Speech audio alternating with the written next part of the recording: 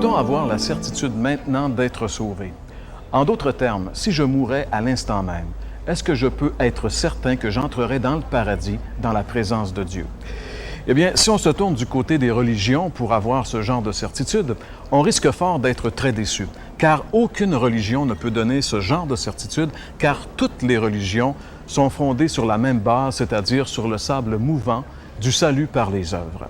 Non seulement les religions ne peuvent-elles pas donner cette certitude, mais elles en arrivent à l'énoncé contraire en réalité.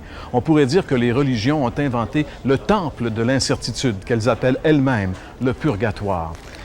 Mais si on se tourne vers Dieu, vers sa parole infaillible, alors là, on peut avoir des certitudes.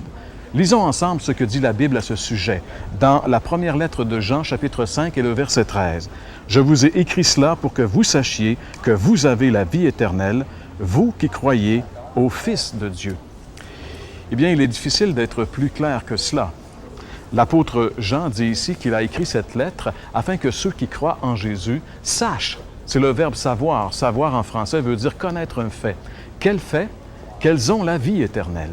Qu'elles possèdent. Le verbe avoir, c'est posséder la vie éternelle. Qui? Ceux qui croient au nom du Fils de Dieu. Il n'y a pas de doute possible pour toute personne qui met sa confiance en Jésus-Christ et dans la parole infaillible de Dieu. Oui, nous pouvons, sans l'ombre d'un doute, avoir la certitude que nous sommes sauvés si nous nous confions en Jésus et en sa parole, la Bible.